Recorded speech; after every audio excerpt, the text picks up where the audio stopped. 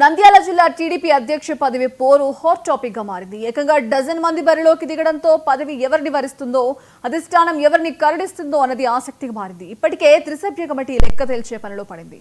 ఆశావాహులకు కాకుండా కొత్త వారికి ఛాన్స్ ఇస్తారా? క్యాడర్ను, లీడర్లను సమన్వయం చేసుకుని పార్టీని ముందుకు నడిపించే సత్తా ఎవరికుంది? అసలు నంద్యాల టీడీపీలో ఏం జరుగుతోంది?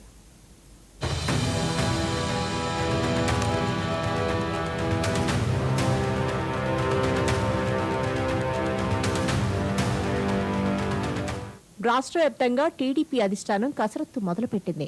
గట్టి లీడర్లకు బాధ్యతలు అప్పగిస్తోంది. ముఖ్యంగా జిల్లాలకు కొత్త అధ్యక్షులను నియమించుకుంటూ పోతోంది. దీంతో ఆశావహులు తమకంటే తమకే పదవి కావాలంటూ గట్టి ప్రయత్నాలు చేసుకుంటున్నారు. రాయలసీమలో కీలక జిల్లా అయిన నంద్యాల జిల్లాకు కూడా త్వరలోనే కొత్త అధ్యక్షుడు రాబోతున్నాడంటూ ప్రచారం జరుగుతోంది.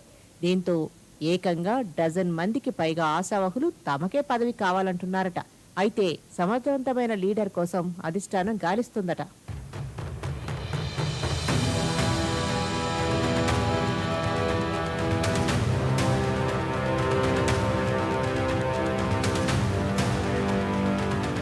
జిల్లా పార్లమెంటు విస్తృత స్థాయి సమావేశం రాజకీయంగా వేడెక్కించింది.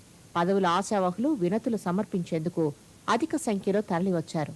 విశ్వసనీయ సమాచారం ప్రకారం 220 మందికి పైగా నాయకులు వివిధ పదవుల కోసం దరఖాస్తులు సమర్పించారు. అధ్యక్ష పదవి కోసం డజను మంది దరఖాస్తులు సమర్పించారు. ప్రస్తుత అధ్యక్షుడు మల్లెల రాజశేఖర్ గౌడ్ నుంచి సీనియర్ నాయకులు ధర్మవరం సుబ్బారెడ్డి, తులసిరెడ్డి, ఫిరోజ్, న్యాయవాదులు గోగిశెట్టి నరసింహరావు, రామచంద్రరావు, అలాగే భూమా కుటుంబానికి చెందిన జగత్ విఖ్యాత రెడ్డి వరకు పోటీలో ఉన్నారు.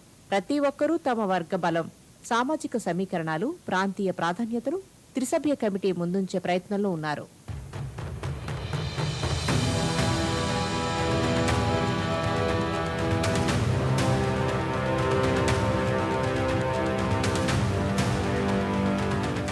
నంద్యాల టీడీపీ జిల్లా అధ్యక్ష రేసు ఇప్పుడు ఉత్కంఠ రేపుతోంది. కార్యకర్తలే పార్టీకి వెన్నుముక అని నేతలు చెబుతున్నప్పటికీ ఎవరిని పదవి వరించనుందో అనే అంశం జిల్లా టీడీపీ నాయకుల్లో ఒక అలజడి రేపుతోంది.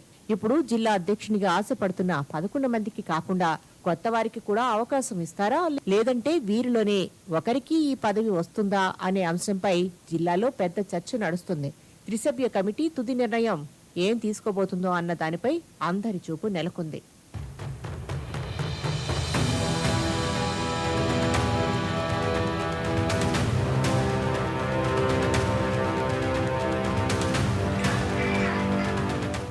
ఏది ఏమైనా నంద్యాల జిల్లా టీడీపీ అధ్యక్ష పదవి పోరు ఉత్కంఠ రేపుతోంది.